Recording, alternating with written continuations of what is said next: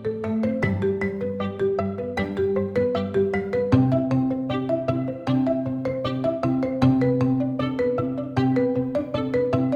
saja jenis batuk pada anak? Ya, batuk pada anak itu ada beberapa jenis. Bisa ada batuk yang kering atau misalnya batuk yang berdahak.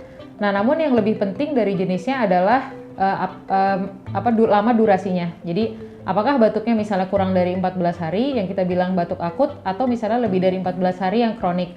Kemudian bagaimana pola batuknya? Jadi ada batuk yang misalnya hanya sesekali frekuensinya, tapi ada juga yang misalnya dia seperti batuk menggonggong ya, atau misalnya batuk terus-terusan gitu. Jadi ada yang namanya seperti whooping cough. Jadi yang menentukan keparahan dari batuk itu bukan hanya jenisnya saja, tapi kita harus melihat bagaimana pola, kemudian durasi, dan karakteristik dari batuk itu sendiri.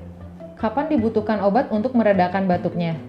Nah, ini kita harus pahami dulu bahwa batuk itu merupakan suatu respon pertahanan tubuh. Jadi batuk itu pada satu sisi dia adalah kawan gitu, bukan lawan ya. Jadi ketika misalnya kuman masuk atau ada sesuatu misalnya kita tersedak, itu batuk membantu kita untuk mengeluarkan si kuman ya atau bakteri, dan juga misalnya makanan yang tersedak. Ya, jadi batuk yang harus ditekan itu adalah hanya pada keadaan-keadaan tertentu. Ya, tentunya jika memang seorang anak itu sangat terganggu misalnya sama batuknya sehingga dia sama sekali tidak bisa tidur sepanjang malam, nah itu baru kita akan mempertimbangkan penggunaan obat-obatan untuk menekan batuknya ya. Selain virus dan alergi, apa saja pencetus batuk pada anak? Ya, memang virus dan alergi itu adalah penyebab tersering dari batuk, tapi penyebab lainnya contohnya adalah bakteri. Ya, tentunya jenis bakterinya akan banyak sekali. Kemudian virus juga banyak ya, dan itu yang akan menentukan terapinya. Misalnya seperti bakteri ya, salah satunya adalah Bordetella pertussis, itu adalah salah satu penyebab batuk yang disebabkan bakteri. Nah, pada kasus Bordetella pertussis obatnya adalah antibiotik.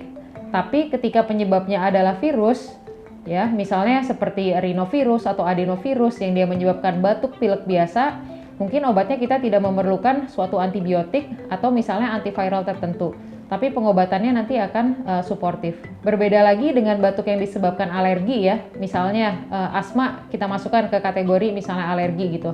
Nah itu juga terapinya akan berbeda, jadi kita akan menterapi untuk asmanya, misalnya pemberian beta-2 agonis misalnya seperti salbutamol ya, tapi tentunya untuk pemberian obat-obat ini harus dikonsultasikan dulu kepada dokter.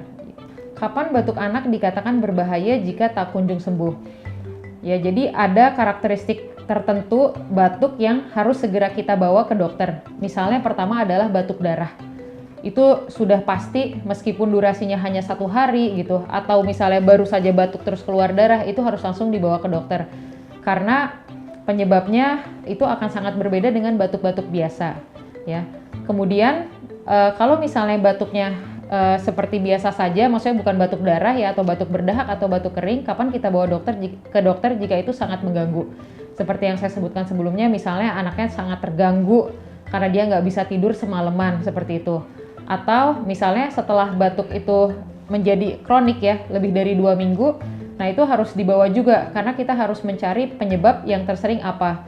Ya, banyak penyakit misalnya seperti penyakit kronik seperti tuberkulosis, itu sifat batuknya itu adalah kronik gitu. Kemudian pada anak yang sering adalah batuk kronik berulang, misalnya seperti asma gitu. Jadi anak itu 2 minggu batuk, kemudian dia sembuh, kemudian bulan depannya 2 minggu lagi batuk, sembuh. Nah itu harus betul-betul dicari penyebabnya apa ya, karena batuk yang berkepanjangan bukan saja dia menyebabkan gangguan pada anaknya ya, dari segi misalnya tidurnya atau istirahat, tapi juga akan mempengaruhi pertumbuhan dan perkembangannya. Bagaimana penanganan batuk anak di rumah? Ya, untuk penanganannya sebetulnya kita perlu tahu bahwa batuk itu adalah salah satu gejala gitu.